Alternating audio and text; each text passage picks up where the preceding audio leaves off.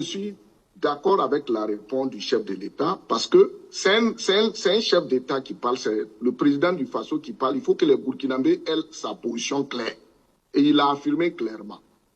Et quand vous prenez, moi j'ai regretté le fait que les journalistes ne l'ont pas bousculé pour demander si lui, est-ce qu'il a envoyé des émissaires à Ouattara. Voilà, c'est la question qui a manqué. Mais le reste, il faut que les Burkinabés connaissent clairement la position de leur chef de l'État. Mais je dis toujours qu'entre le Burkina et la Côte d'Ivoire, il n'y a pas de problème parce que les peuples ivoiriens et les peuples burkinabés n'ont pas de problème entre eux. Ce sont les leaders politiques.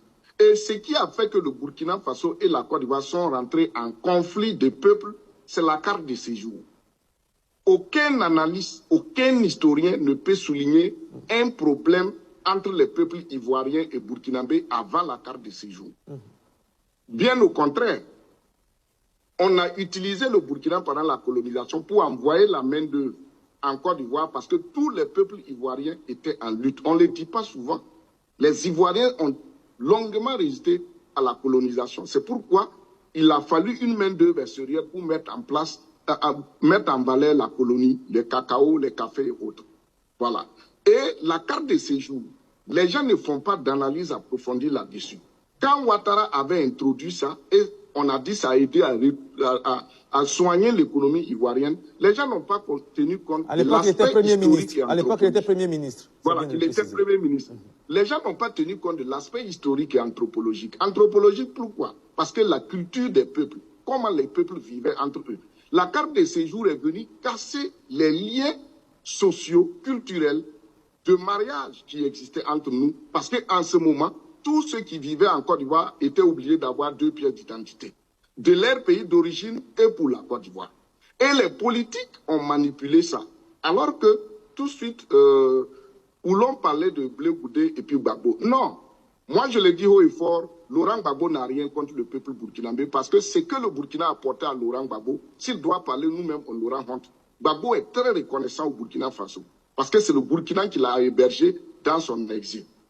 Maintenant, c'est le discours sur la carte de séjour qui a envoyé le discours sur l'identité. C'est pourquoi je parle d'anthropologie. C'est très dangereux quand on aborde les questions d'identité. L'identité, c'est une chose qu'on a utilisée dans la colonisation pour manipuler, créer des conflits. Et c'est ça qui continue aujourd'hui. Et comme ironie de l'histoire, le même Ouattara est là aujourd'hui dans ce combat de lutte contre le terrorisme. Et premièrement, il a eu des problèmes sérieux avec le Mali. Rappelez-vous de l'affaire Brigitte Ballet. Une Ivoirienne qui est allée seulement au Mali, elle n'est pas allée pour des questions de trucs, elle est allée pour ses affaires. On l'a vu là-bas comme c'est une femme qui est très combattante. On l'a vu, on lui parle des problèmes. Elle rentre au pays où on l'enferme. L'affaire des 49 soldats. Tout ça là, la Côte d'Ivoire n'a pas tiré les leçons.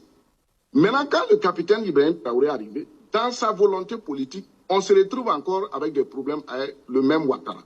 L'affaire du Niger ici, vous avez vu comment Ouattara a fait des discours officiels pour dire, alors qu'en Côte d'Ivoire, il y a combien de Nigériens qui sont là-bas?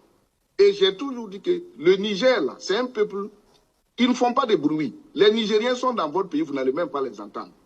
Ils font ce qu'ils font, c'est des peuples très calmes. Mais regardez le discours qu'il a tenu. Même des Ivoiriens avaient dit non, c'est dangereux. Ils n'ont pas de problème avec ce peuple. Il est très loin de chez eux. Mais dans le cas de la CEDEAO, parce que l'Occident avait infiltré la CEDEAO. Donc aujourd'hui, pour moi, ce qui se passe, c'est un problème entre le président Ouattara et les autres chefs d'État. Sinon, par exemple, quand vous prenez la Côte d'Ivoire, qui peut détester les Ivoiriens?